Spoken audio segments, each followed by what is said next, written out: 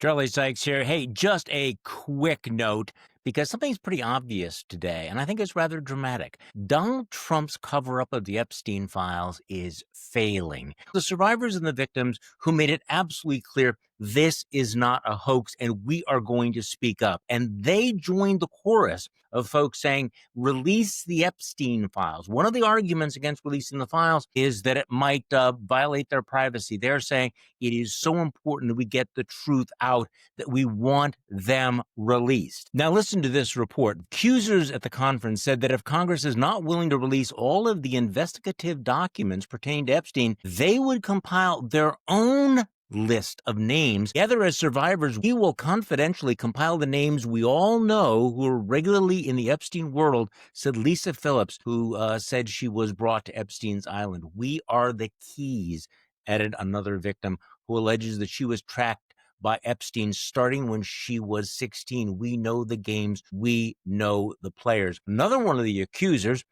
said that Epstein and Maxwell were boastful about their famous or powerful friends. And his biggest brag forever was that he was very good friends with Donald Trump, Davies said. He had an 8x10 frame picture of him on his desk with the two of them like they were very close. Okay, so what's happening on Capitol Hill? So while the victims are out there saying, we are going to speak out, we're not going away, we are not going silent, we are not going to be intimidated, what's happening on Capitol Hill is also interesting. You have a bipartisan group of legislators led by Ro Khanna and Tom Massey who are pushing for a so-called discharge petition. That means that if they get 218 votes, it will force a vote on the floor of the House of Representatives on releasing the files, something that Speaker Mike Johnson and Donald Trump really do not want to have happen. How much do they not want it to happen? Well, the White House has made it clear that anyone who signs the discharge petition for transparency, for revealing the files, has committed a hostile act to the administration.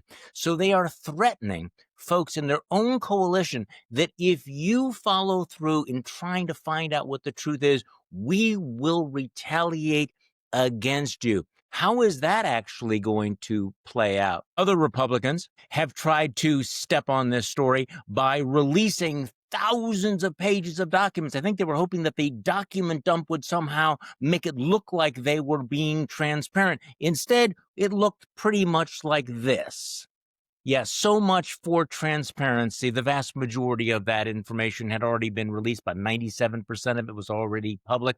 And nobody but the MAGA gullible faithful, and there are a lot of those, unfortunately, were fooled by that. If this cover-up is failing, and it is failing, it's also costing a lot of political capital. It's taking up a lot of attention. This is the one issue that Donald Trump has failed to distract attention from. Normally, he can warp reality into his own image, right? That he can convince people to say, don't talk about this story. It's not working for him. And it again raises the question, what is in those files that is so bad that Donald Trump is willing to go through all of this? In this case, the cover-up is not worse than the crime because the crimes are so horrible. But it's got everybody talking about the fact that Donald Trump and Jeffrey Epstein were friends.